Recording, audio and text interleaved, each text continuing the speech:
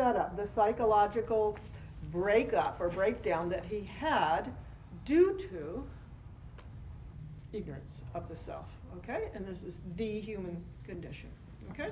Chapter 2, Sri Krishna began teaching the knowledge of the self, because that is the one permanent solution to all human problems.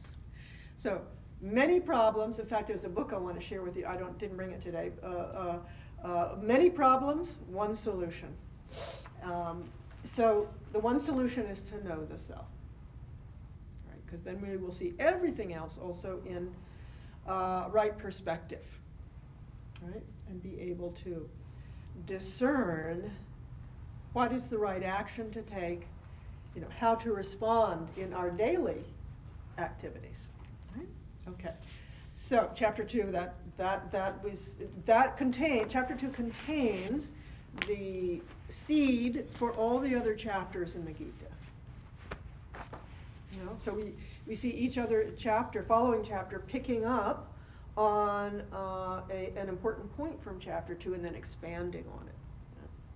Okay, so chapter 3 then was on, anyone?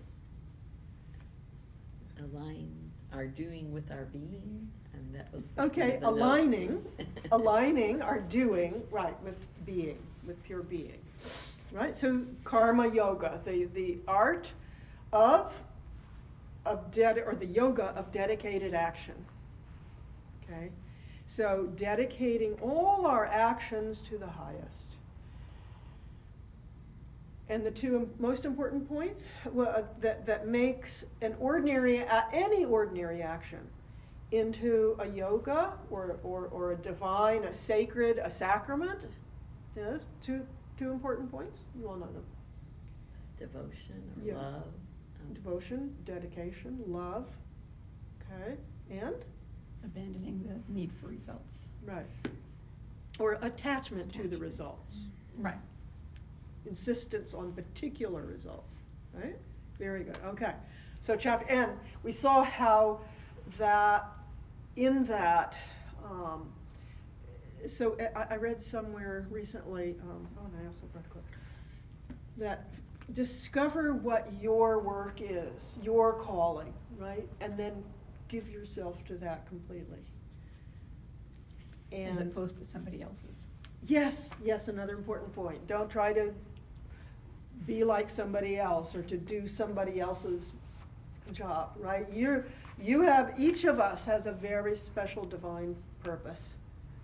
And as Emmett Fox, I can read that later, he even says, your job is to find out what your duty or your calling is. And he says, once you found that, you find the rest. It will come, right? Because in that, giving ourselves to that calling, it'll be the divine working through you. Right? So, okay. And in chapter 4, so we unite ourselves with the entire action or cosmic action of God. Because as the ego drops off and becomes less and less, right? Because we're trusting more and more in that divine action to bring us what we need. On every level, we find out that something else is doing it, right? Doing it all. Like Jesus said, I always forget the lilies of the valley, or they neither sow nor do they reap. I may get it backwards, and the birds of the air don't, weave, is it? Mm-hmm. But yet they're arrayed in greater glory than Solomon. Because your Father in heaven knows what you need before you even know. So, and that comes exactly, almost the same thing in the Gita later too. But throughout he's saying it in different ways. Okay, so chapter 4 now we're in. He's been explaining deeper aspects of what is action and what is inaction. So there's so many levels here. But he's saying, in essence, that if we can see, remember the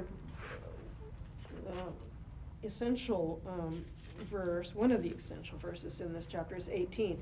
He who recognizes inaction in action and action in inaction is wise among men. He is a yogi and a true performer of actions. So you remember what that, I'm sure you remember what that means. Of course, there's different levels again, but so even if I'm full of activity, yet what?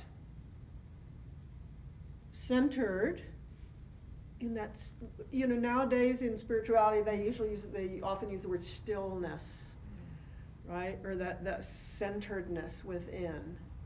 That's called here in this chapter the actionless self. So it helps to know these different terms that are used, right? Because otherwise it sounds very confusing, right? It's called Naishkarmya in Sanskrit, okay, the actionless self. So I can be centered in that even while full of activity, right? And one even who is sitting still, apparently not performing activity, but still, if one is centered in that, everything is taking place. Or everything is taking place because of the presence of that pure consciousness, which is everywhere, of course. Sort of like the eye of a hurricane. Yes. Yes, everything is revolving. There's that calm center. Revolving around the still center, or like the axle of a wheel. The axle stays still, as far as I know, right? And then the wheel moves around it. I could have brought the dancing Shiva. Have you seen Shiva? Shiva dancing, in the circle of flame. Yeah. Same thing. So Shiva there represents that stillness in the center. And actually every leg, every arm, everything has a meaning. It's fantastic. One of his legs is up above. One of them is standing on this dwarf who represents ignorance. And then the other leg is, however he does his leg, it's up like that. Which means the self is above. It's not touched by matter, even subtle, by thought, by emotion. It is that which is the witness of all. And yet all this moves and changes due to the presence of the stillness of pure consciousness. Yeah. So we are, the consciousness is the witness of all change. And finally, for us to know that I am that. That's it. Okay? Okay, now let me come to where we left off. 22. Okay, so he's, the last few verses we did, he keeps repeating that one who engages in all means dharmic, good, duties, actions, and yet who is not insisting on particular results, that creates no bondage, no inner bondage. Remember, the vaasanas are the inner bondage that results from my thinking or acting with the ego. Now, what is ego? Here. Ego comes from the negative ego, here we were speaking of. Negative ego comes from that sense of lack, that I'm small, that I'm limited, that I'm imperfect. Right? Because all negative actions arise from that. from normal us, to a criminal, everything is based on that insecurity, a feeling that I am only the body, mind, intellect. That's what these are. Okay? All right, so one is not tainted, one is not bound. No new vaasanas or impressions, some unconscious impressions are left when we act in that way. Because our action will be in the moment. Right? I give my fullness, my complete attention and energy and joy and inspiration into the moment. And it burns out any vasanas that are there. I remember my teacher, Swami Chinmayananda, saying there was a devotee, a lady who she was always carrying a camera. I mean, she took wonderful photographs, of Swamiji and all the devotees and everything. But it was kind of like a compulsion. I'm supposing. I don't know. But it seemed like it, And I think she asked Swamiji a question one time, how can I stop this or something? And he said, the moment you do something with self-awareness, the compulsion begins to dissolve. I mean, not that taking photos was anything bad, of course, but you know what I mean. When something is done, yeah. You want to If say? it's a compulsion, Yeah. you feel that bondage to the compulsion. Yes. And you get can't- attached to the action. You get attached to that, There you go. and you Yeah. can't be free to know the moment. Yes, exactly. You get attached to the action. And then I didn't really go over the gunas with you, but that rajas, it's said in all the scriptures here that rajas is, restlessness, but it's also what gives us energy for action. But it can create bondage by attachment to action. It says that directly. So you're right. So but you see, even that rajas gets divinized. I love the way Swami Chinmayananda used to say it, because he was a very, from youth, he was always the life of the party, or he was very gregarious type, and very extremely intelligent. And he became before he became a Swami and all, he was a journalist and all this, and he was very involved in the Gandhi movement and all this. So he was very rajasic in nature. But what he discovered, of course, through meeting his guru and the teachings, is that when you do, you may be prompted, okay, let's say to write, or to, take photographs, or whatever it is, it doesn't matter. But when you do that for a higher purpose, the rajas gets divinized. That's how he would say it. Divinize your vasanas, which is a much more beautiful way than saying, destroy your vasanas. And you can't just destroy it until that itself burns them away. So we divinize, or by being a mother, or a parent, or a husband, or wife, you engaging in those duties, responsibilities, relationship with that higher attitude divinizes. For the good of others instead of for your own good. Yes. In a way. It includes the good for you, though. Yeah. Because what is good for you in the highest sense will be good for others. It's not you have to become a victim of. You know what I mean? Yeah. Yeah. It took me a long time to understand that too, because growing up with that. Well, I guess I could call it Catholic. I don't know, but I don't think there was a very clear understanding about.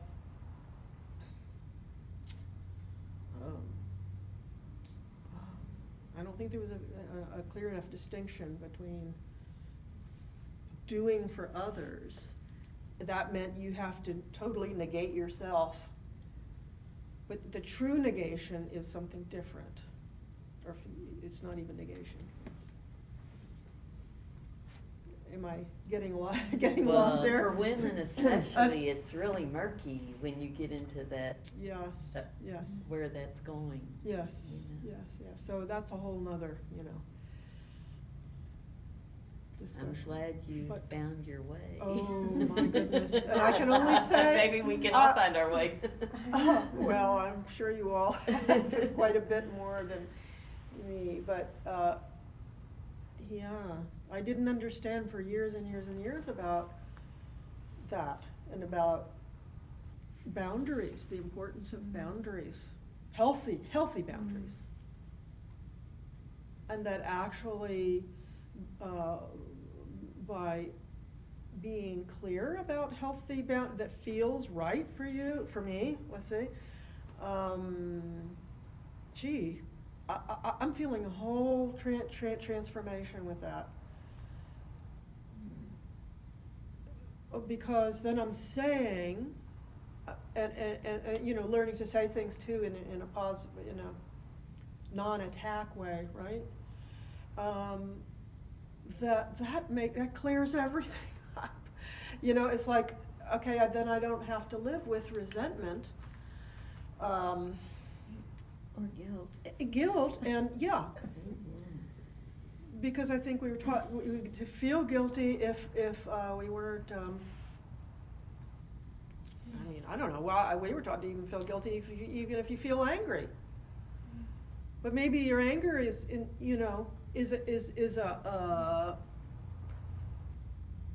a sign of maybe there's something I'm not valuing within myself, right? So we start learning how to deny ourselves, but see that denial, taking up the cross and all, is something very different.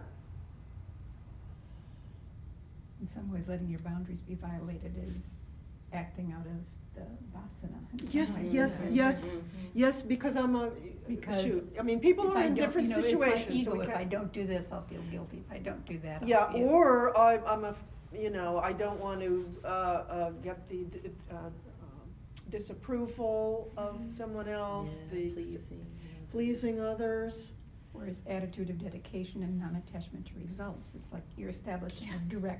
Yes. a direct conduit that explicitly is bypassing the vasana. Yes, yes, It's yes. like, no, vasana, get out of here. Don't Yeah, even- it's just, yeah. I'm doing this. yeah, this is, Such a fine line. it's such a fine Oh my line, gosh, very subtle, yes. very subtle. But it's okay. I mean, we're all on this path to learn this, and that's part of the discerning process, right? So it's good. It's all good, and Well, part of it is to learn to understand your boundaries, but be true in to you. a sense, I think that's easier than Mm. how that's expressed, so that there isn't a personal affront on behalf of the other person, Mhm, or the mhm. anger, or the resentment, or the, Mm-hmm. I'm not. Yeah, and then I'm sure that must be much more difficult in marriage because, I didn't go into that because I couldn't handle it, because then you're living with someone, so I have all reverence for, so, Or But what or I- with the- friendships, or with Yeah. whatever. Yes. Yeah, it's Everyday relationships. Everyday everything. relationships. Yes, yes. To maintain that sense, but then the mind, I think, pulls us back, Yes. Well, because we are so programmed to Mhm. to do really, to be other oriented, or not. But the Yeah, strange guilt, thing is that guilt. it's an irony, right? It is. Mhm. and the personal It's- attack can come from precisely from the Ye- fact that yes. you are feeling guilty and Yes. uncomfortable with establishing the boundaries, and so Yes. you're Uh-huh. in some Yes. ways It's leveled. feeling like you need to, Atta- in some ways, go a little bit on the offensive so that you, Fight or flight. Yeah, yeah. Hope and fear. Yeah, and I mean. even if really, you I'm don't, just- even if you don't mean it, as a personal attack, you feel like and somehow you You need have- to- you feel like need you to justify need to, protecting your boundaries. Yeah. The interesting thing is that you can do all the same actions without wanting those results. So Yes. you could set Yes. the boundaries, Yes. you know, you could be, In a the other very- person doesn't even know the difference, but it's mm. the difference of what's motivating you, not the baser emotions, but aligning with the Yes. self, the true self. True self, yes. They don't even know it. At first. At first, right. Yeah, and there's so much to undo. So you are young, you are so fortunate to be. Starting out. I still Yes. I still have basic questions, like I wanted to be like, what's the boundaries of the Vedas, or like what is that? Boundaries of the Vedas? Yeah, what is that? Like, when you talk about the Vedas, what are Vedas? Like, Oh, Well, the vasanas? Vedas. I think Oh, you mean the vasanas? You mean the vasanas. vasanas? okay, Yeah. okay, vasanas, I'm sorry. Yes, Oh. yes. What are the vasanas? Yes. So What are the boundaries of the vasanas? Yeah. Excuse me. Well, the vasanas are the unconscious impressions, inclinations left in the subconscious mind. Shadows. Yeah, you could.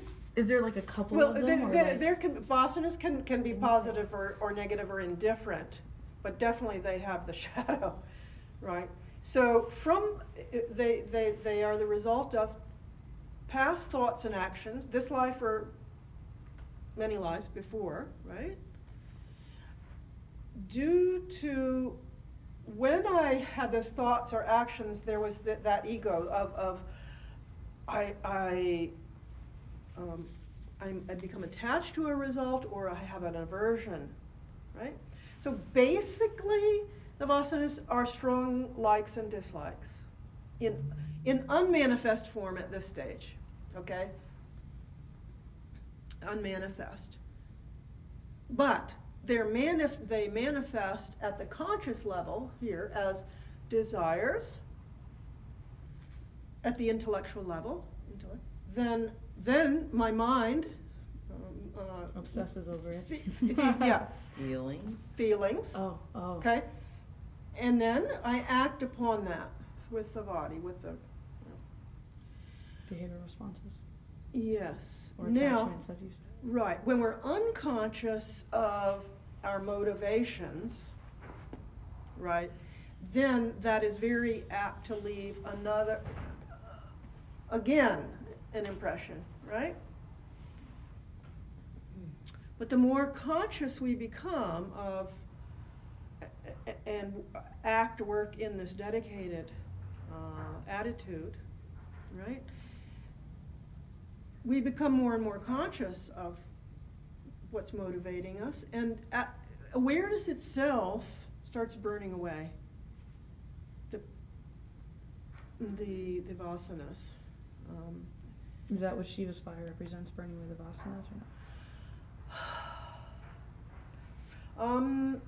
Each of those I was just wondering if that was flames, connected. yeah, that's a whole nother question. Each flame represents something. Yeah, 24 of them, 24 aspects of nature. There's a whole nother. Interesting. Yeah, it's all. And his locks of hair also represent everything. I've never got into him. I just broke down Ganesha though. Oh, and that was Ganesh, I fascinating. can go on it too about. I yeah, love it's all these wonderful. learnings. Thank you for sharing. So basically that's what vasanas are. I mean, I could discuss longer. It's like impressions in a record. The impressions are there. They'll individualize, like basically, like every person Yeah. has their own Yes. thing. Yes, that's what, and this is also called the causal body. Because the vasanas are the cause for the type of intellect, mind, and body we have that at this moment. Sounds like karma. Yeah, yeah, yeah. But all this can be Mm-hmm. changed, redirected, divinized. The Dharma, yes. Yeah. Yep. All right. Thank you. Okay. All right. I haven't gone on to any next verse. Sorry. All right. 23. Okay? Now, so again, I'm gonna, I think the best is for me, if you like my going verse by verse, but still I'm gonna, consolidate. Right? Is that okay? Great. Sure. Okay. Oh, yeah. Okay. I would just like to mention, I think Yes, it's please. really so wonderful when we can pause like this Okay. to even Discuss get more it. clarity, Sure. from time to time. Oh, please, please, and I you, mean, for you- me, it's really helpful. I'll speak for myself. You mean like when Like we you get just did. to Yeah, talk? Yes. Yeah, like we did. And please, feel free to intervene, All right, as long as we keep on as much on topic. Right? No, because that's good. That's very good. It's very healing for me as well. Like in my, like I set out a prayer one time of like I wanted to know more because my middle name, like the Christ stuff. So I was like, okay, I need to know more about. And my first name means pure, so I had to like find out more information. And literally like 2 days later, there was a knock at the door of Mormons. And when I went to the class, that's what they did. Like each person had to read a thing. And I also found it fascinating, like depending on who it landed on, like those 2 lines that they got, it was just kind of Yeah. really intriguing. So I feel the same Interesting. fire building up here, the Reiki or the Chi or. Strong. The Shakti, huh? Very constructive. Yeah, maybe actually I should have, as we do each verse, somebody else read the verse, huh? Should we do that, at least 2? So how about, we start this way then? Chris, Sure. you wanna do 23? Of one who is devoid of attachment, who is liberated, whose mind is established in knowledge, who acts for the sake of sacrifice, all his actions are dissolved. Mm-hmm.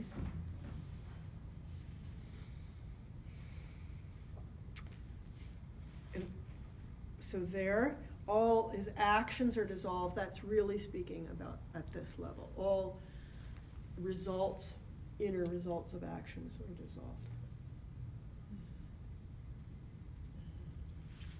And that's living in the moment, giving oneself fully to the moment.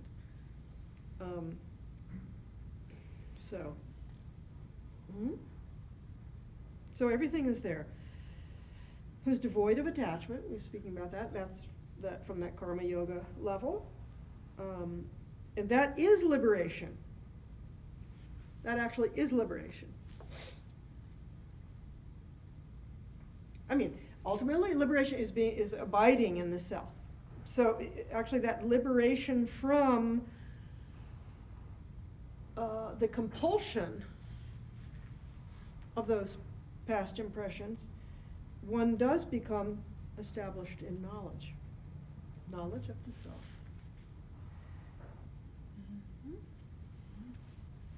Who acts for the sake of sacrifice. That yajna, I think he said, yeah, it's that yajna, spirit. Yajna, spirit means the spirit of dedication, basically. And so, what I want to add, I know I've mentioned Saint Therese before, and I wrote down a note here. She had said in her book, she says, even if I lived to old age, I would still come empty-handed to God. All works are as nothing without love. No deeds are mine. It is Jesus who lives and acts in me.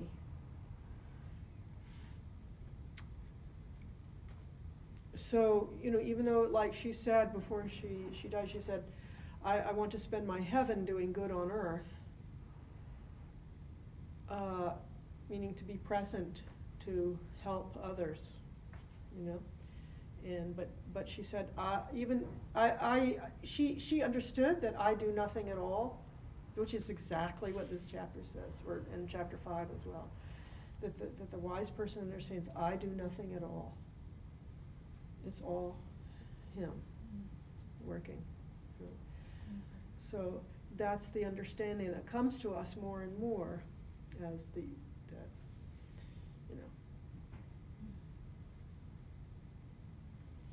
what's a better word than ego? I don't know.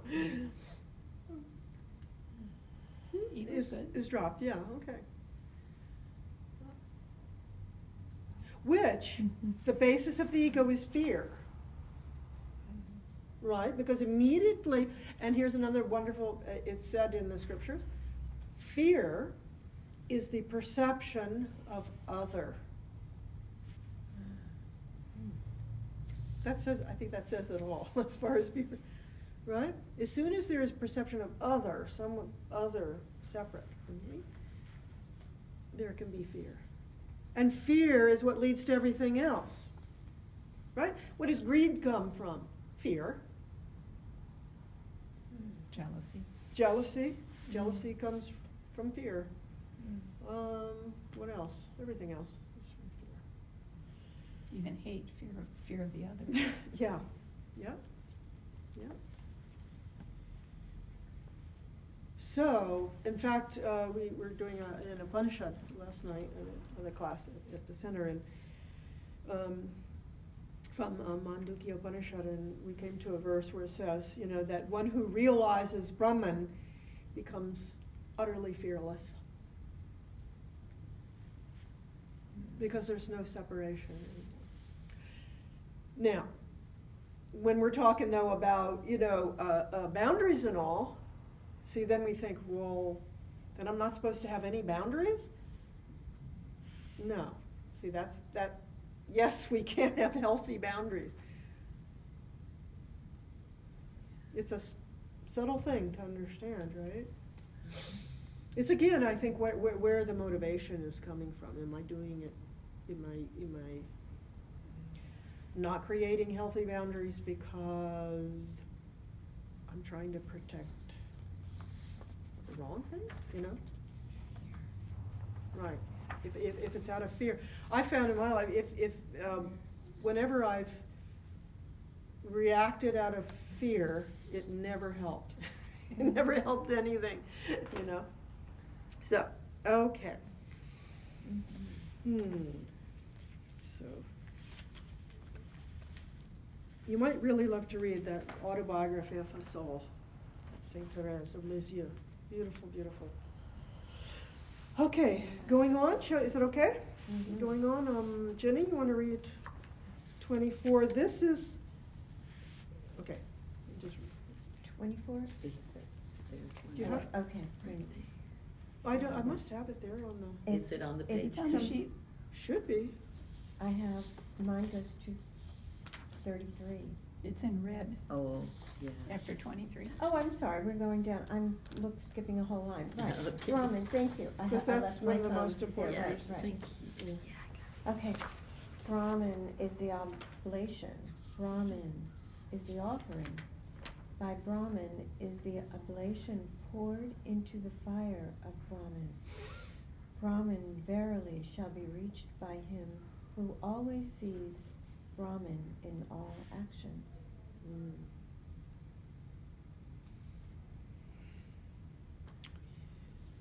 So, this is in the language of ritual, okay, which we see throughout the Gita, really.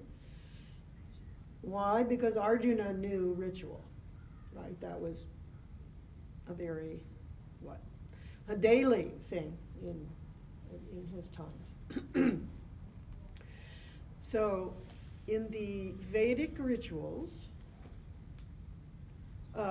which we can see even nowadays, maybe I should take you all to some some yajna ritual that's being done somewhere, so that you see it. So there's the pundits or the priests, or one priest, and he has to he creates a trough or with bricks creates a fire pit, and so the fire is ignited actually in very specific ways with specific mantras and everything. With very special ingredients or pure ingredients. And then there's the person who is performing or for whom the sacrifice is being performed. Like, so they may be doing it for, let's say, having a child or getting more prosperity or anything, for the gain of anything, or for good health, etc., or for starting a business, anything like that. Or inaugurating a center or a house, even before they enter a new house. It's called pravishta. Forgotten what it is, but it means before entering, to live in the house. A whole yajna is done. Okay, so then the pandit, or the priest, as he's pouring in the special ingredients like ghee, purified butter, clarified butter, special grains, and things like that, he chants these mantras, which are to invoke God, or specific deities, to bless the yajna, and to bless the performer with the results that they're doing this action for, or yajna for. And then, by doing that, the yajna well, then that result comes to them. Now, that is a metaphor for what can be our actual experience of life moment to moment. So symbolically, and then this comes also in chapter 8, that the fire that is ignited, that is the fire of consciousness within us. And the priests are our sense organs, who are, because our sense organs take the objects, like the ingredients from the yajna, and our senses are taking in the objects of name and form and color and smell and taste, sound, feeling, offering them into the fire of consciousness. Right? That's going on every moment. Or thought, thoughts. It's consciousness that is illuminating.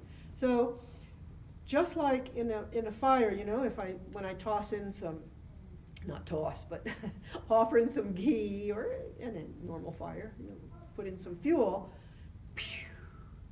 right? The fire jumps up.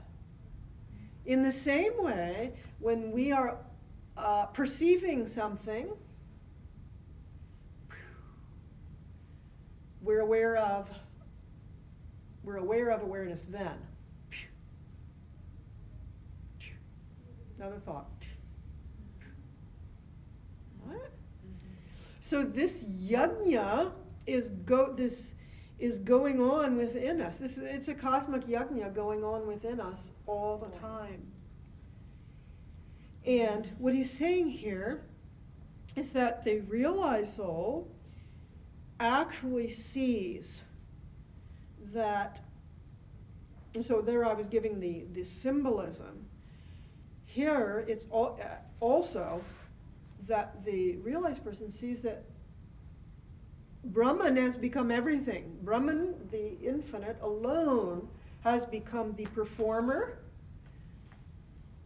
of the action, has become the priest, or the senses. This consciousness is illumining through the various senses to perceive, take in the various objects of its perception, right? And Brahman alone is the performer. Brahman alone is that action we do, right? We can't produce any action if consciousness isn't functioning through the body. It is the means by which we perform an action. Writing, listening, driving, eating, we use various means by which to perform actions to get results. And the result is nothing but Brahman or God alone. That's the vision, that's the highest vision. So the greatest yajna is performed by the realized soul, the saint, every moment. He sees the whole moment of life as a yajna.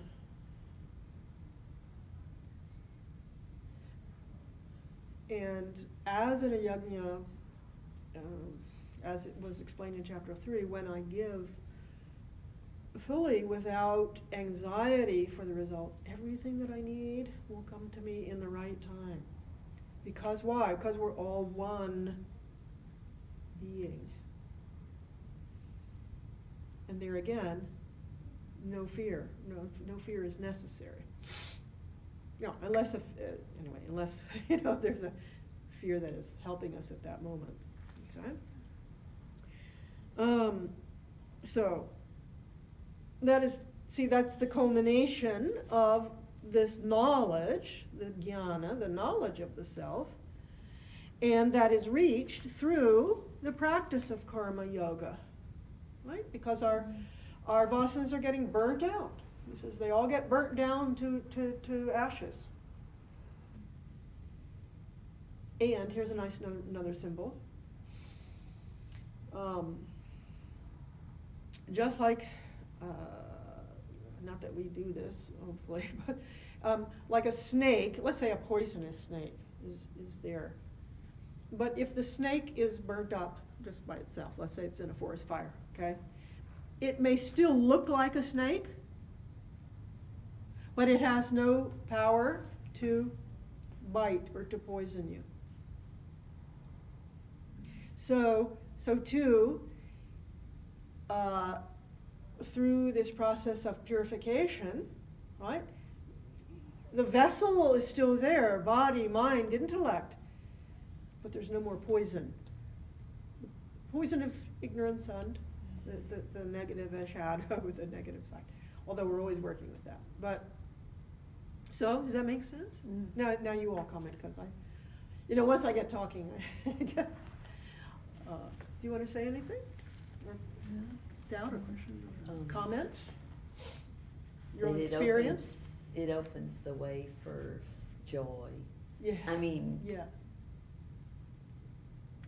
In some situations with guilt, and there is, you don't ever reach the joy, but if you can start to burn up the vasanas, all of a sudden you can become aware of not just the difficulties of life, but the joy in life. The joy in life, yes. And that there's joy even behind the difficulties, That it's all part of life. And it's all divinely orchestrated. So you don't carry a heavy burden. Yeah, there it is. That's what Jesus said, right? My burden is light. He didn't carry a burden.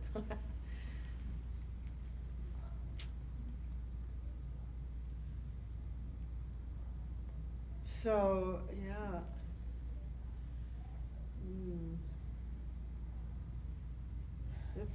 It's profound. Profound. Mm-hmm.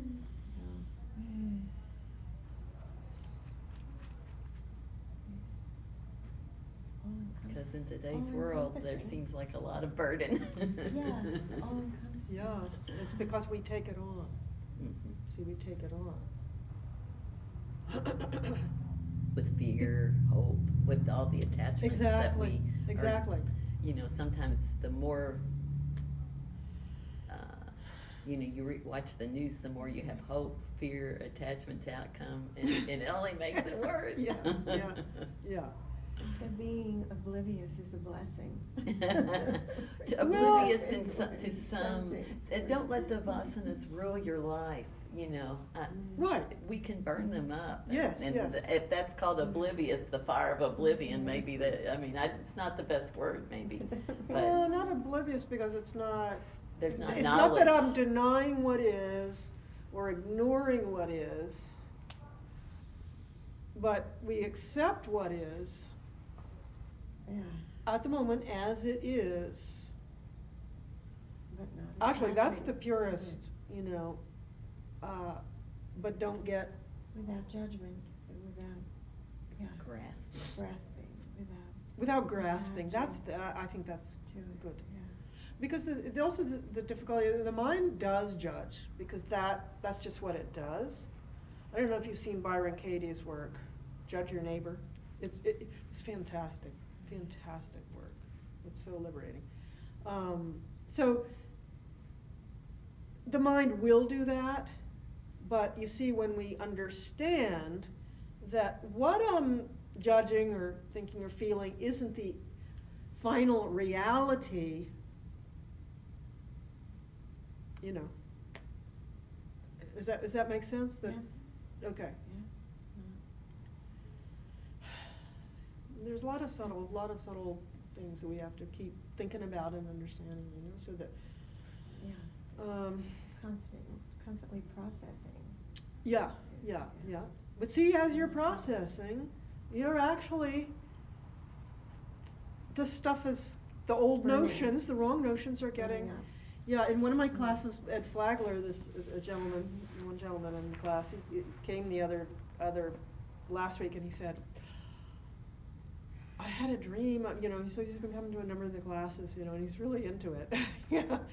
And he had a dream that week of skin falling off, which is very auspicious because it means, he said in a positive way, because it means like a snake sheds its old skin.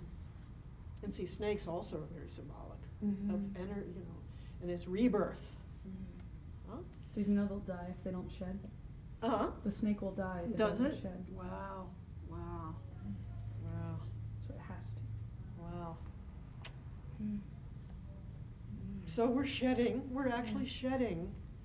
That's why the path of jnana, knowledge, is so powerful. Because even by hearing it, and then that's called shravanam, listening, and then mananam, reflecting, again and again, you know, trying to understand, how's that? How's that true, you know? Mananam, that's the second step, is very powerful. In the, what is it? The Christian, you know, medieval Christianity, right? That, what's it called? What is it called? You would know? It's that munching on, it means the same thing as reflection. I can't remember, I'm forgetting the term right now, but anyway, that's there. So then being able to, when I do, it's not just sitting in meditation, but as that knowledge gets clearer and clearer to me and my doubts dissolved, you'll get more and more abidance in that center, in that peace of the self. So that's called nididhyasana, or meditation. Meditation doesn't mean only when I'm sitting, you know. You'll be in that more and more as you act on it. Okay. Now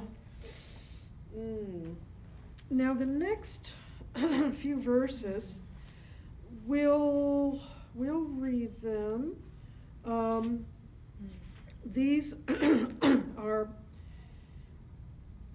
so that in that verse 24 is the highest vision or not knowledge. Now what is coming is description of different types of, you might call them sub-yajnas. Yajnas, spiritual practices by which, different ones, I mean, and people are attracted to different, you know, each one has their own path, right? And whatever path or practice is most helpful for you, and it's to understand that those sub-yajnas are for purification of mind and intellect, right? we just saw in 24, the absolute, the final culmination, the yajna, cosmic yajna, which is God, you know, God in action. So I'll maybe quickly go through these. Let's see. Trina, you want to read? Oh, I probably didn't include it We there. don't have 24 through 30, Okay. 25 through 32. Okay, you know what? If I may, I think might be better if I don't just read. Would you like me to read the verse and then explain, or just give you an overall? I'd All love right. to hear the verse. Yeah, okay. Yeah. All right. 25. So some yogis perform sacrifice to the devas, or gods, small god, while others offer sacrifice, only a sacrifice by the self in the fire of Brahman. The first, so there's two different yajnas here. Some, here, Deva Yajna means any type of worship of God. Some of us, you know, worship of a personal form of God is the way that our hearts get absorbed in love of God. So, doing all as worship of God. That's the simple meaning there. Okay? So whatever religion it is, whatever way that one worships, if it's with that attitude of love and devotion, that's Deva Yajna. Purifying my heart through that.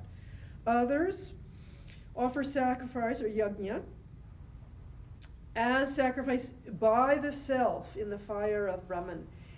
This, most translations say this is referring to meditation. Because we're offering my idea of my little self into the fire of infinite Brahman. The little consciousness, the little I, I'm offering into the fire of the infinite I, infinite being. Right? So some, through meditation, that's their main path.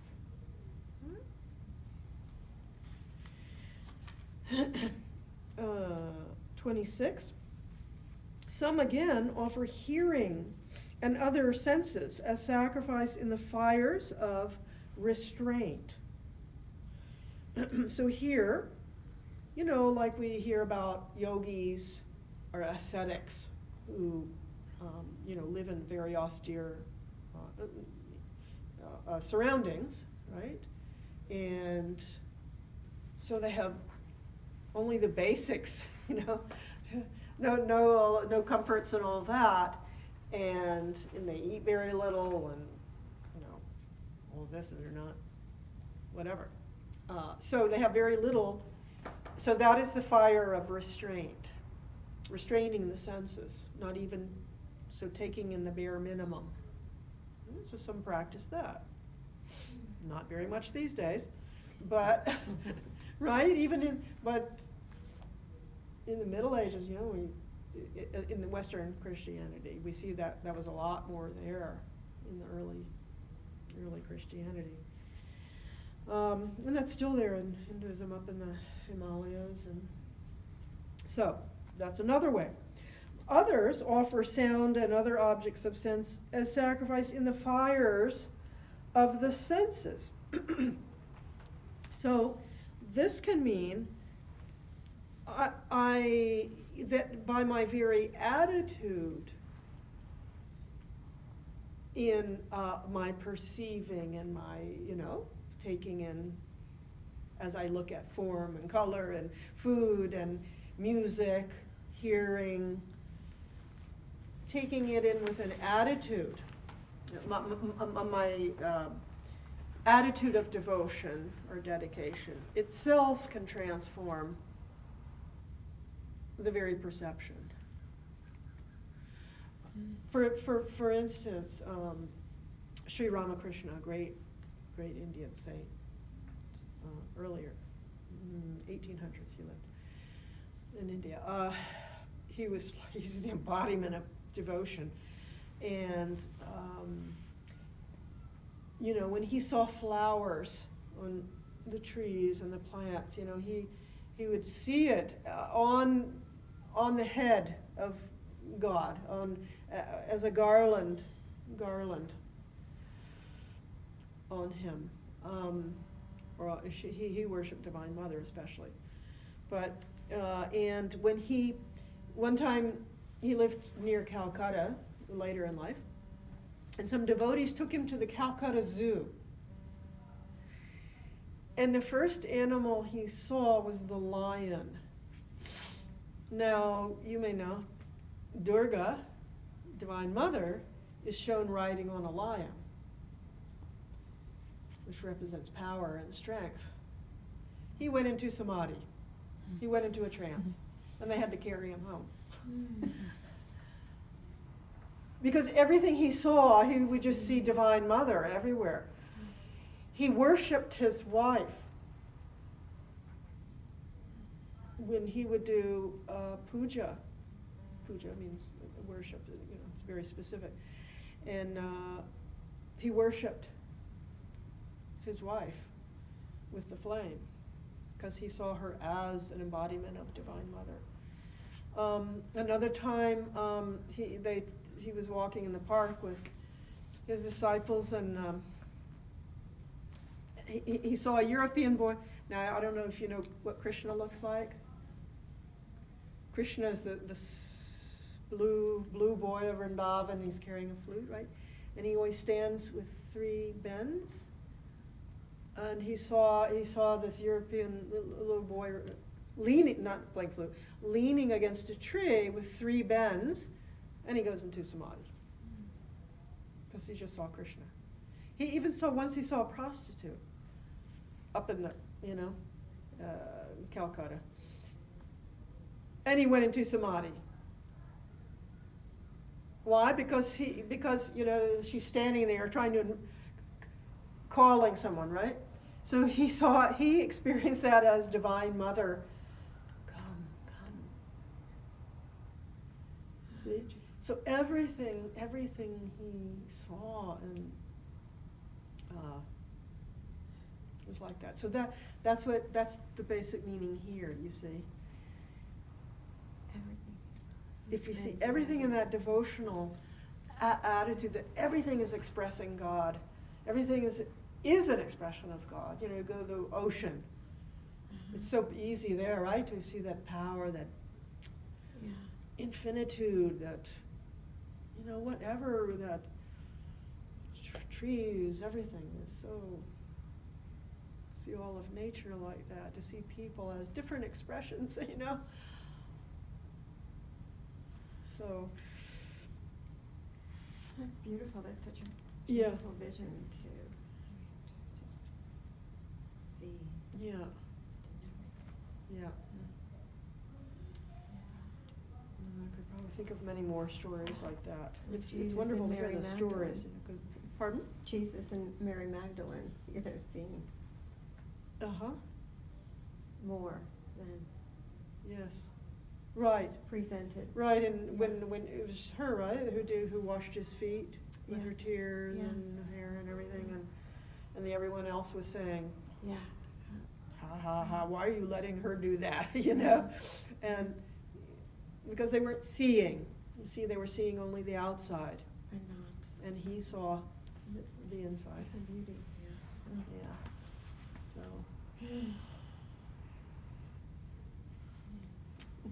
So,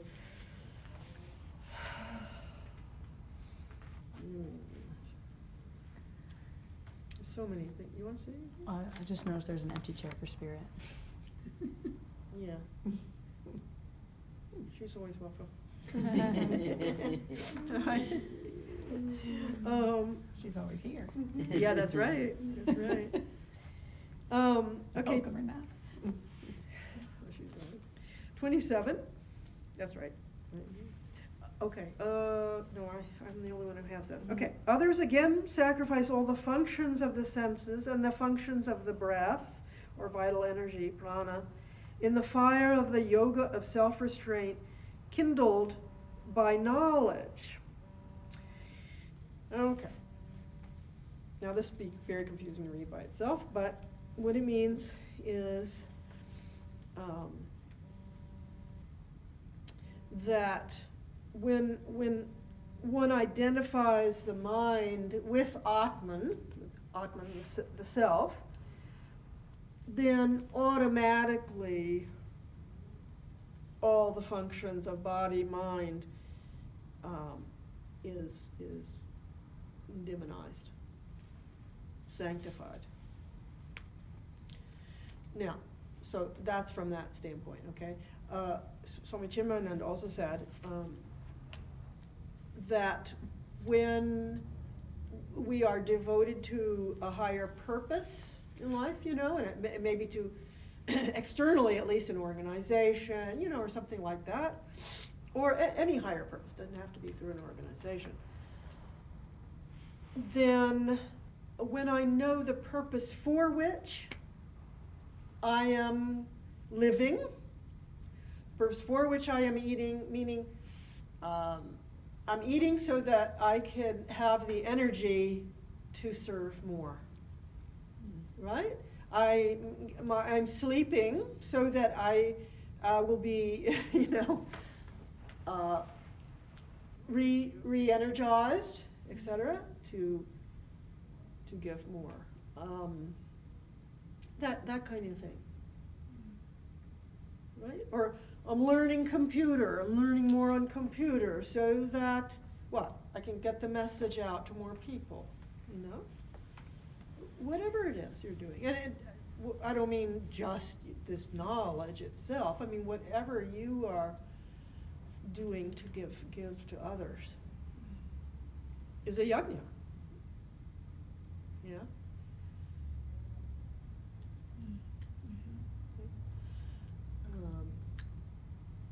So even our relationships are certainly a yajna, you know, when they're done, when they're with that right attitude.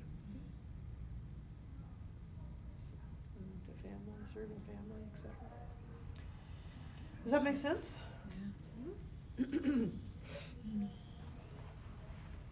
Yeah. You know, even smiling. When you go into a grocery store or whatever, you know, when you just smile at somebody, or even as you're passing them on the street or whatever, anything like Swamiji said, that just saying a kind word to somebody, smiling at someone, comforting them, all of that is true yajna. Like living in a state of devotion. Yes. Yes. Yes. And the more we give in that way, the more joy we feel, right? More joy we feel. Because I'm not waiting for others to give to me. Like Eckhart Tolle said, if what I want, if I give that out, I will get that back. Yeah? So whatever that is, joy, love in any form, or just give an idea, like one of these ideas in a palatable form to someone, is the greatest yajna. Actually, it's said in the Upanishads that giving knowledge is the highest charity, highest form of charity. Because that's what finally removes the ignorance that causes all sorrows.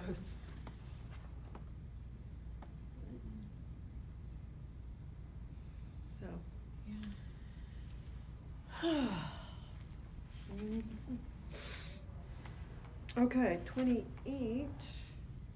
So I did 27 now? Yes. Is that all right? Anybody? And please feel free to comment or question. Okay, in the next 28, there's several listed here. Others, again, offer wealth or austerity or yoga as sacrifice, while the ascetics of self-restraint and rigid vows offer study of scriptures and knowledge as sacrifice. Okay, so offering of wealth, of course, that's probably one of the most common ones in a way, right? You know, like some churches have tithing and all that kind of thing. But if it's, of course, has to be without, I don't want my name up there. But, so that's sacrifice, that's yajna. Or austerity in various forms. Some people fast, some people. There's all different forms of austerity. Or, it used to be called mortification. But actually, and here's an important point, that any form of austerity is meant, it conserves our energy, and it produces more energy. More energy that can be available to be used for deeper prayer, meditation. That's why, especially at least in Christianity, I used to be there much more, right? So that it had a purpose. It wasn't to just deny yourself, as a punishment or something. The actual real purpose is to conserve energy. Fasting, even being silent for a day, or that's a great austerity too. And you find how much, when we were in the ashram, there it was easy to practice some of these things because everybody's there for the same reason, right? And so, like we were there for 2 years, most had at least one day of fasting, right? And you really discovered how much energy flows out when you're involved a lot, cooking and food. It doesn't have to, if the consciousness is there, right? Or talking. We'd have a day of silence, because fasting can be quite difficult. But being silent for a day, we'd put on a little badge that said "in silence," so nobody would expect you to talk. And wow, the energy that you'd feel being created, producing more and more energy. So a lot of energy leaks out through just talking about nothing important, So things like that. Any kind of discipline of the senses, or like we were talking about, if you watch a lot of news or TV, a lot of energy is going out, mental energy goes out through the eyes, and of course ripples in the thought waves. Okay, so you can choose something if you want, half a day or whatever. Just experiment if you want. But also that the yoga as sacrifice. So here's Raja Yoga. Here's like the Hatha Yoga, or the asanas, the pranayama. Pratyahara, yeah, that's part of talking. Pranayama. All of that is Raja Yoga, which is a great sacrifice too, because it certainly takes a lot of energy. It takes discipline to do it. It takes a lot of energy, and yet it's conserving energy too, right? Because you're creating energy, right?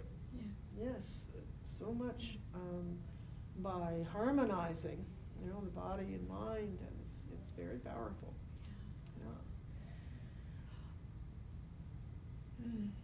So as long as one understands the higher purpose, like Swami Chinmay, sometimes he would make fun of these things, and he would say, real yoga is not to hang by your nose. Hang upside down by your nose. No, he's exaggerating, but but it's because the purpose of that yoga is to, again, it's the attuning of body mind with the higher self. Okay, well, the ascetics of self-restraint and rigid vows, yata yaha, ascetics, or it does. Okay. Offers study of scriptures. So that is called swadhyaya. That's what we're doing here. Swadhyaya is self-study through the scriptures. And this is a yajna, isn't it? Because we could be out doing a million other things, shopping, shop till you drop. This itself takes a lot of discipline. It takes, a lot of discipline, as well as, of course, it's the desire of your heart that's bringing you here. But we're also conserving energy, producing higher energy. Yes. See? So study of the scriptures itself is very, very powerful and important. And this is also a jnana yajna, meaning that the yajna of knowledge. Because again, we're sacrificing our ignorance into the fire of knowledge. And Swami Chinmayananda, when he came down in the early 1950s and began teaching all over, thousands of people in India would be there in these huge, like fair size, what would you say, properties or whatever, Thousands of people would be there. But anyway, his series, he never stopped. Once he started, for over 40 years, he was doing it everywhere, all around the world. And he would call them jnana yajnas.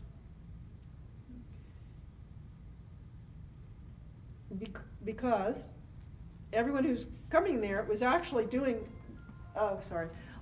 sacrificing ignorance in the fire of knowledge. Sorry about that. It's a highlighter that shows you how important what you're discussing is. Oh, okay. Yeah. Because, see, even of course, the Indians at that time also they still had the old,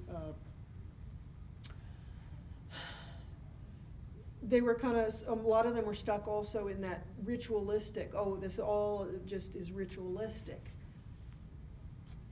right? They didn't have this expansive understanding of, this is for everyone.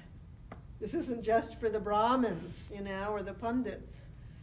This is to be lived here and now by everyone, and this is what removes sorrow. So that's why he gave his life, for this. So he brought it down from the mountains, He actually, I probably shouldn't go on, but when he was still up there with his teacher, Swami Tapovanam, one day he actually felt that the Ganga River, Mother Ganga, was speaking to him and saying, "Son, don't you see that the fulfillment of anything is in sharing it with others?"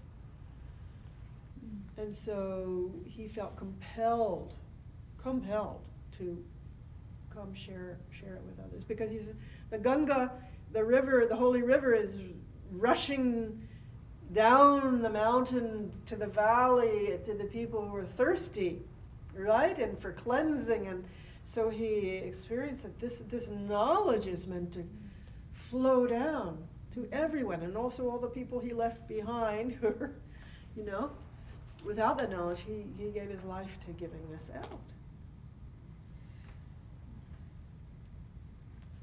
Anyway, there's so many.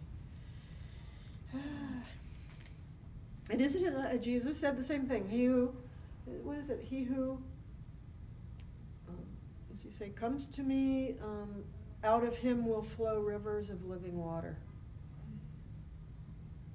Same thing. Rivers of living water. Knowledge is the living water.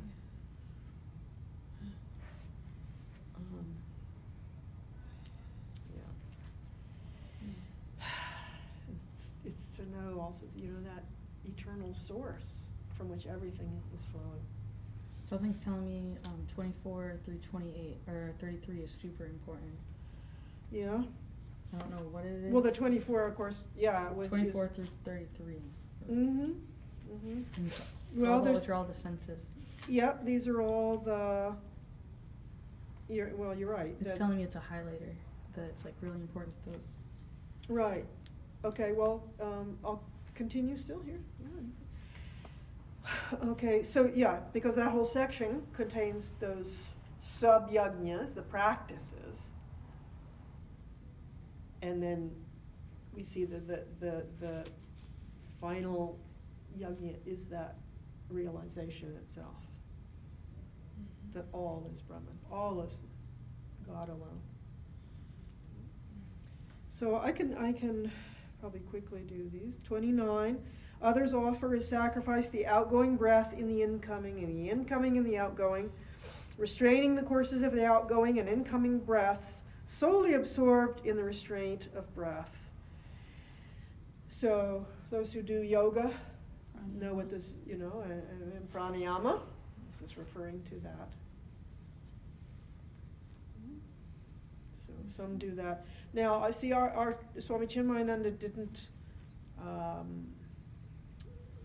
didn't teach that because he said, one who if someone is practicing pranayama as their central thing, it has to be really has to learn from the master and has to be very careful.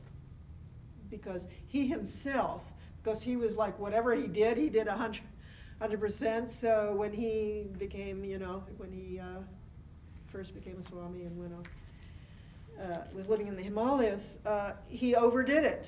And I think it ruptured something in his. Like he held his breath too long? Could have been Who the breath knows? of fire. He would do everything to the ultimate. Yeah. So, and his teacher wouldn't teach him that. And then he found out why, so he didn't want. Yeah, so. But anyway, but in moderation, everything is helpful. Okay, so that's that. 30. Others with well-regulated diet offer vital airs or prana into prana. All these are knowers of yajna or sacrifice, whose sins are destroyed by sacrifice. Now, this can have, obviously this is similar to the pranayama, and it's a type of pranayama. On a wider meaning, it can mean in any way that we are serving life. With this individual life prana, because the bigger meaning of prana isn't just breath, it's that life force. Breath is only one expression of that life force. So in any way that we are giving and serving life and others is offering vital breath into vital breath. See, in that wider sense. And anyway, you're teaching a yoga class. That also is helping people to discover that within. I mean, and it's helping. It helps on the physical level, on the mental level, spiritual level, everything. All these are knowers of yajna. Okay, the sins are destroyed. So that means vaasanas are destroyed by any type of living in this yajna spirit. Means the spirit of dedication. Okay, 31. The eaters of the nectar. Again, this is the Vedic terminology. The eaters of the amrit, nectar, it means the remnant of a sacrifice, go to the eternal Brahman. This world is not for the non-performer of sacrifice. How then the other world, O best of the Kurus, Arjuna? And Kuru, the word, that's the name of one of the branch of the family, right? And Kuru means to do. So subtly, Krishna is saying to Arjuna, do, do. ever do, but ever do in that attitude of yajna. Okay, the remnants, the amrit, see in these literal sacrifices that they do,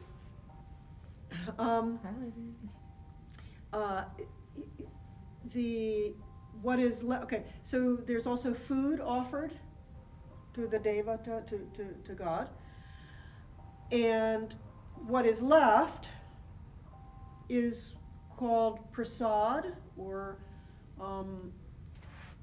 the amrit, the nectar. So the concept is that the food has been sanctified by the touch of the divine, and through those mantras also, right? Everything is divine. And then when one takes of that, what's left over, so literally that's what's done. Okay, that's like in church, or Catholicism at least, I think it is in other churches on, where the communion is taken, right? The host, which is regarded as the body of Christ. So when I take that, and first there's a collection. There's the collection of donations. In old days, it used to be other things too. They would feed the poor, etc. A yajna, right? So when that communion is taken, that becomes me, or I become that. Christ has entered you. See, me. So that's the same idea of the prasad, or the nectar left over from a yajna. Now, what does that really mean?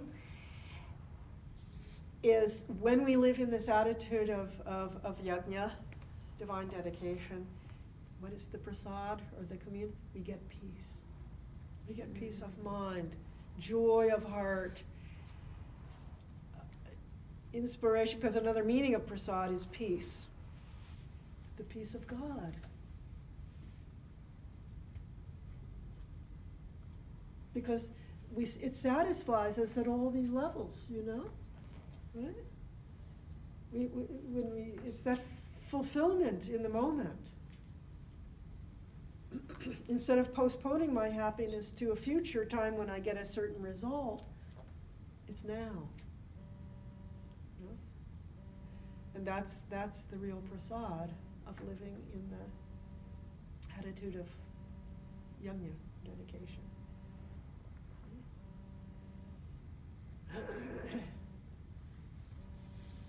And you become one with that.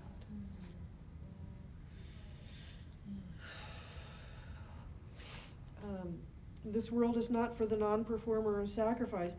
That means if one doesn't live in the spirit of yajna in this world, it is always taking for themselves, they won't be happy.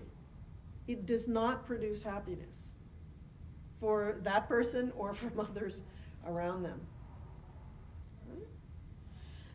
Nor what to speak of the other world, meaning in the next life there won't be happiness either. Why? Because if someone is only living selfishly, they're producing, they're setting themselves up for more sorrow. Does that make sense? Yeah. Because I'm creating my own future, moment by moment.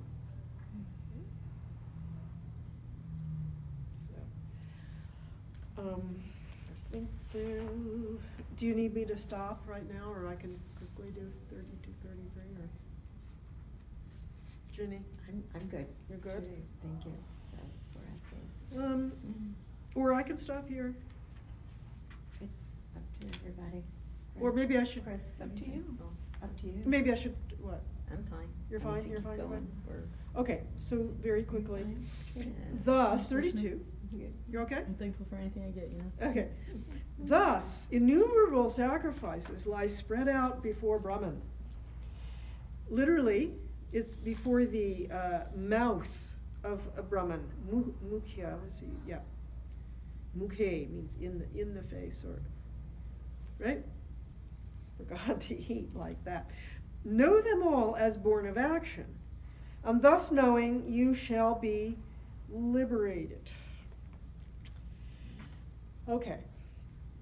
So there's all these different types of ways of living a life of yajna, right? Of divine dedication. They're all spread out before, you can imagine on the plate before God, and he's, right? Just like when we're offering things into that fire of sacrifice, I think they even do that at New Year's, right? You write something on a piece of paper that you want to let go of or whatever, and then you offer that into a burning bowl. That's it. There it is. That's also jnana yajna. You see? Burning it up, letting it go. That's what this is about. So all these ways of doing are different types of actions. And knowing thus, meaning here that, number one, right action, we need to do right, helpful, good, noble actions, dharmic actions, and that it is here. It is involving BMI, right? And meaning, so knowing this, you shall be liberated. There's another saint, I think it was Ramakrishna's wife. She was considered divine incarnation as well. Said that it is through action, or ignorance created action, that we've become bound, as if bound. And she said, therefore it is also through action, dedicated action, that we become liberated from the bondage that we've taken on. Not that we are bound in reality. That's a very important understanding to have.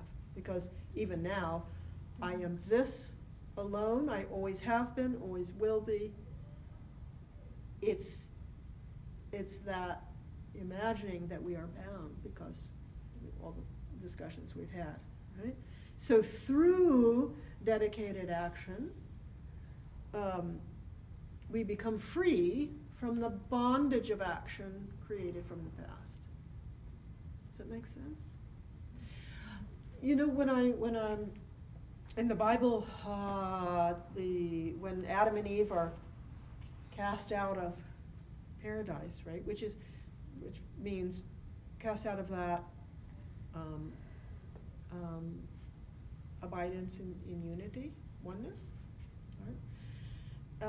One of the curses is, you shall eat your bread by the sweat of your brow.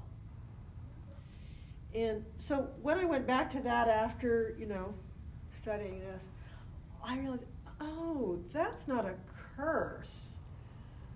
That's a means of yajna. That through work, you will eat. By the sweat of your brow means, at least that's the way I came to understand it. There can't be anything that's a true curse. Every curse, even in the Hindu scriptures, where we see some great rishis handing out curses like anything, but actually it was for purification of some action or tendency that the person had. So it was actually a blessing.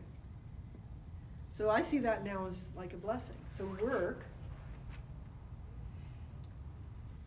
you see, does that make sense too? Yeah. And superior is the knowledge sacrifice to sacrifice with objects. Oparantapa, that's Arjuna. Burnt means one who, see, tapaha, earlier meant austerity, the fire of austerity. Parantapa means one who burns up his foes. And where are the foes? Not outside, but within. The shadow, like you're saying, the shadow. The unconscious. Huh? The unconscious. Yeah, yeah, yeah. All actions in their entirety or part culminate in knowledge. True knowledge means all our actions. Culminate means every action we perform is in that moment. I'm doing it to bring me happiness, right? Peace, joy, whatever it may be.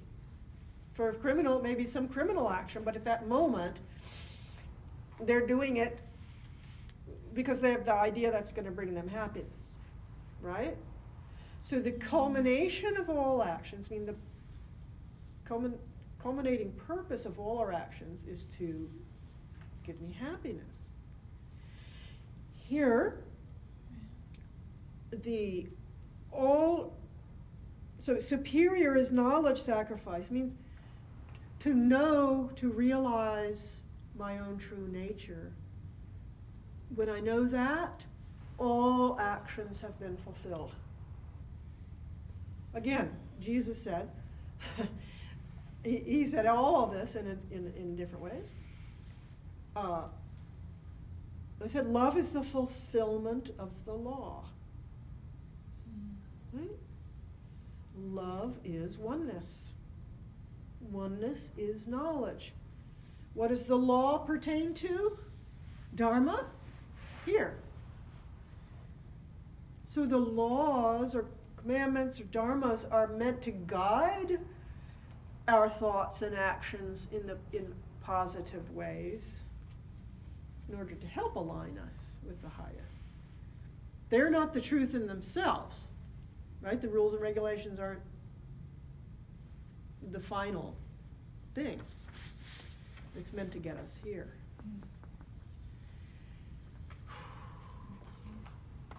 So when we know that, and if you go back to chapter 2 and other chapters, I know I've talked enough here now, it says, one who knows the self has fulfilled all duties.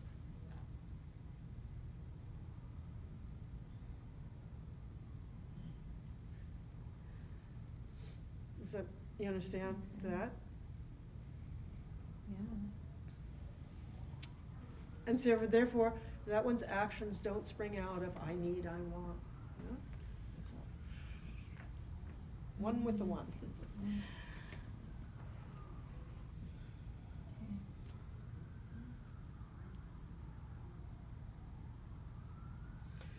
Okay, I love to see the correlations in the Bible. There's somewhere he says also.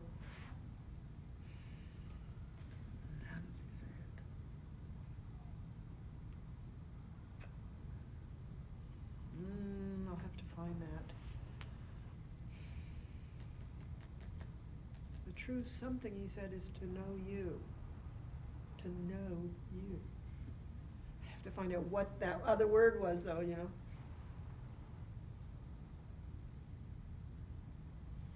To know. To realize that. Yeah.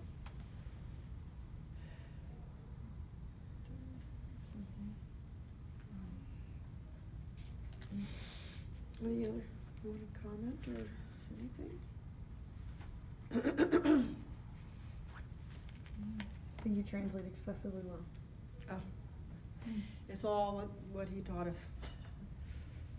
Yeah. And it's always a thrill. It's always a thrill.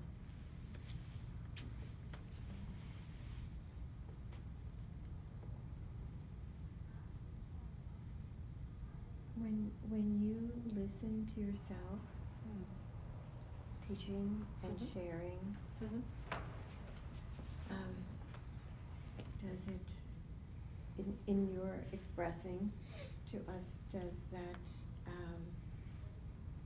mean anything to you in terms of even deepening? I mean, it seems like you light up, and you know, like you even go deeper in at specific moments in your own being. Yeah. That's why it's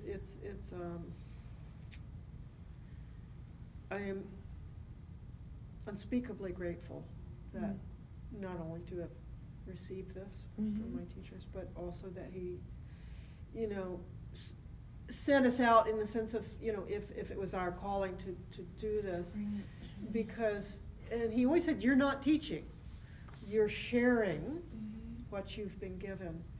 And he always used to emphasize, even to people who weren't, you know, swamis or brahmacharis or anything like that, that just share what you understand with someone, anyone who, you know, and because he said that confirms the understanding within yourself, because you must know by teaching, when we speak something,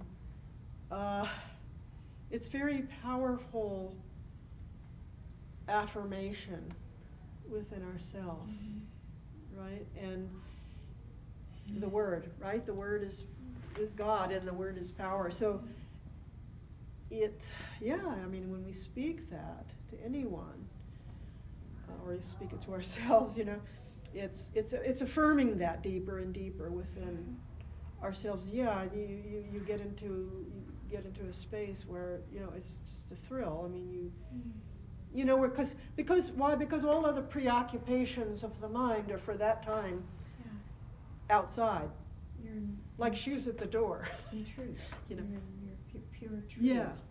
Yeah. I've had some of my most wonderful moments in classes like this, and when somebody has asked a question, because somehow it helps to, you know, pierce right into what the main essence is. If you break down the word passion, it's pass ion. And when you have question, you quest for ions. So you're sharing those particles, those photons back and forth. Yeah. Language is like all man-made, like everything about money is connected to water, like river bank, income flow, deposits slip. It's pretty fascinating when you really pay That's attention. interesting, yeah. Thought you'd get a kick out of it. It's my option. Interesting. That is interesting. Yeah. We have to be And mindful you of know, our speech, right? Someone taught me to be careful what you're saying, you might be listening. And how God wants to talk in the silence. yeah, finally it's the silence. In one group, I remember years ago, we had a moment, somebody asked a question and that you know, that, and as I started answering, and then suddenly just everyone became still and silent. It just happened, it wasn't, happened to everybody, you know? So.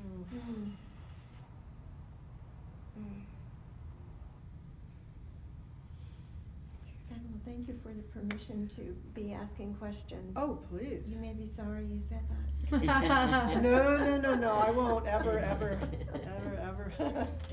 Thank you for being here. It's you know, it's the greatest treasure to be together and contemplating this. Yeah, where two or more are gathered, you know? There am I. You said something about a writer named Katie, or Katie Byron, but, well, It's a she's woman. switching it, it's Byron Katie. Byron. Byron. She's a channeler? Is she a channeler? No, Katie, Katie. She had, I think it was back in the 80s maybe, she was severely depressed. She was kind of that raging type, you know. In fact, when this thing happened, she was living away from her family because she was in a, you know, some other place. And she then one morning, like a cockroach ran over her foot, and she had a full awakening. It somehow shocked her out of that constricted mind, binding mind pattern. She had a full awakening. It just blew off. Like Eckhart Tolle, same thing. And, but so she went into a couple of years of just, just like you did, right? Processing this total transformation. And she has an amazing process, which can, I believe, I mean, I've experienced it, and there's groups around the world, I think, too, who practice it.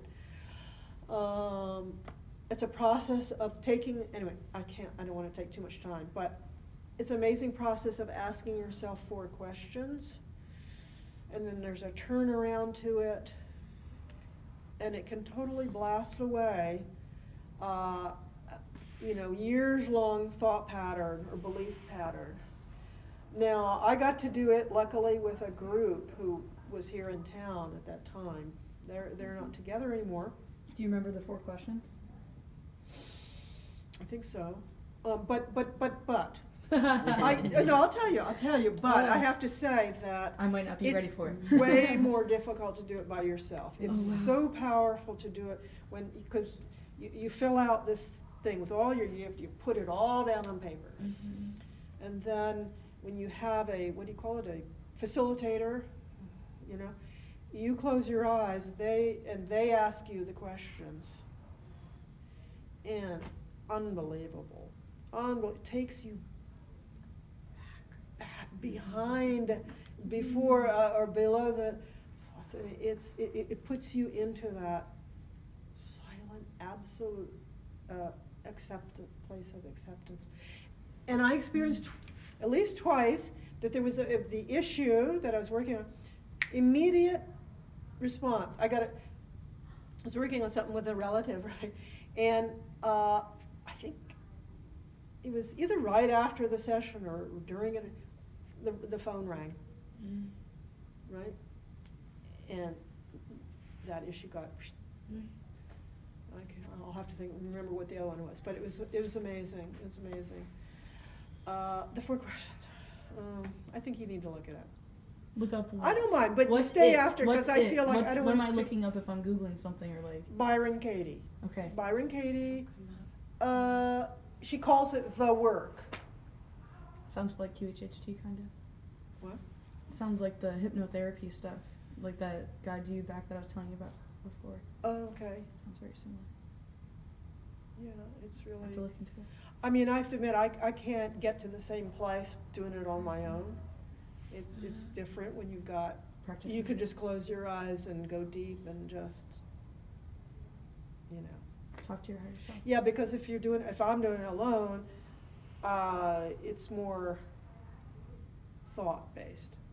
This takes you beyond Judgment and emotional attachment. Yeah.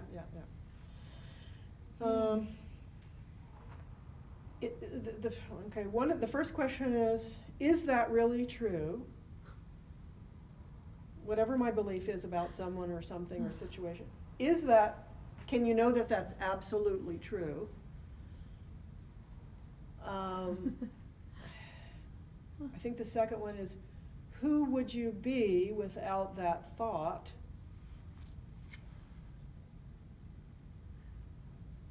Right? But you have to really hear how she works with that. Who would you be without that thought? One of the questions is, because there's sub questions too, but the next one is, can you see any good reason for keeping that thought? And then there's the turnaround. Have you ever, like you've put a judgment about somebody? They're so da da da da, and they shouldn't. I don't ever want to experience them doing this or saying this da da da da again. Right? I feel such and such when it's well, but it's fantastic. It's fantastic.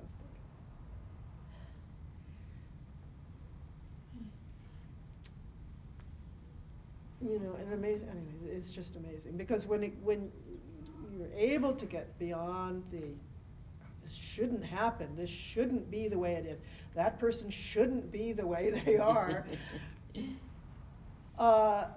that's what traps us, you see. They should be different. That should be different. It shouldn't be this way, it should be that way. She says, in her book, okay, you can get Loving What Is, that's her book, that's one of her books, Loving What Is. Wow.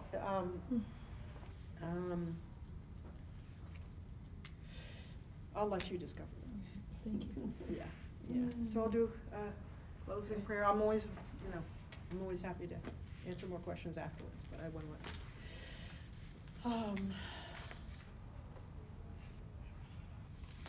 Yeah. In fact, doing her thing opened up a whole new dimension of what I understood here. Yeah. I take it you made that? Pardon? You made that? Well, no, I made this, but no, Swami Chinmaya did created or devised this chart. It's amazing. You haven't even heard all that's involved in this. It's fantastic. Okay. All right. I think you have the closing prayer, don't you? The Sarve Bhavantu? Yeah. Yeah, it's on the second one that I gave you. The second. So, Under peace invocation, the last. yes.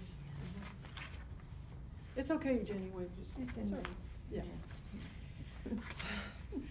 Om Sarve Bhavantu Sukhinah Sarve Santu Niramayah Sarve Bhadrani Pashyantu Ma Kaschit Dukha Bhag Bhavet Om Shanti Shanti Shanti. Oh, may all be happy, may all be healthy, may all see auspiciousness, may none suffer. Om, peace, peace. Thank you.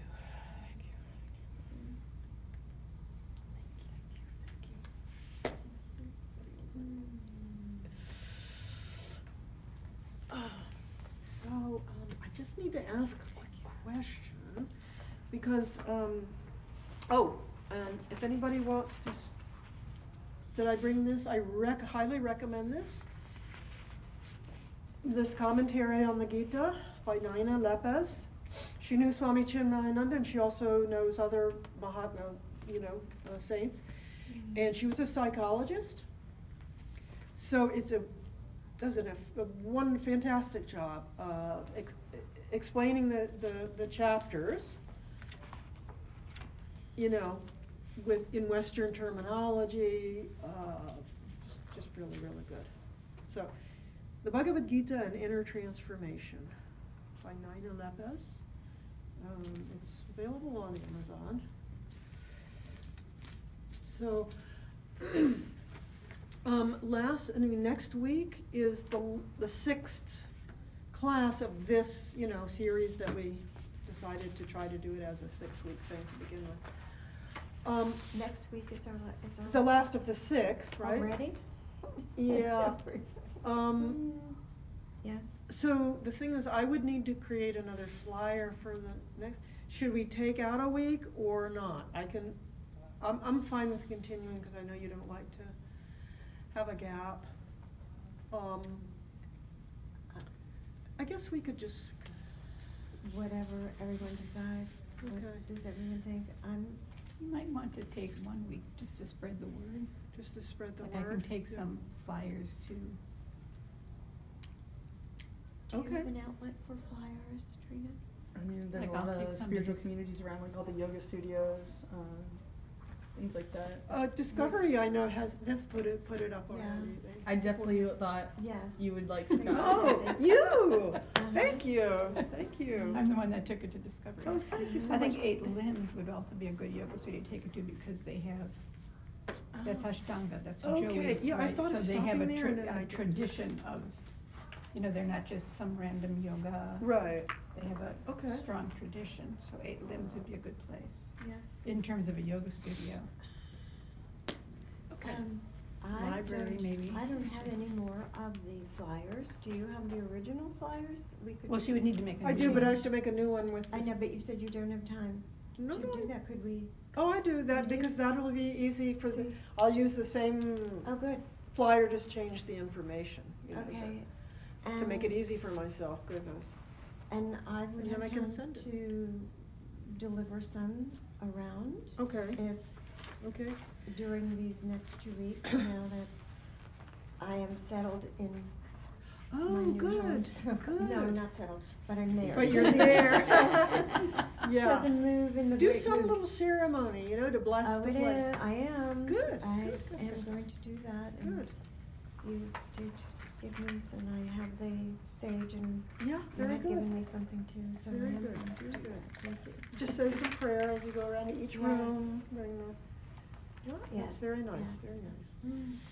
Uh, So, but should I do it the same way as far as the amount and all, you know, I don't know if that puts off people. And whether they feel they have to, you know, Make earlier that we said maybe it commitment? would be good to try it as a, what'd you As- say, a package, right? Yes. But what Well, do I you think for the 3 of us, it worked as a package, doing it that way, Mhm. certainly. How do you I mean, feel, you had Kathy? Okay. both choices. That's true, and And we that did would- have visitors Yeah. a couple times, so. Yeah, so, Okay, okay. All right, I'll do that. are you good with that? Well, Yeah. she didn't know, I don't know. You what didn't know, okay. Yeah. I'm a It is- channeler and I definitely want to speak to you Okay. after. But yeah, So,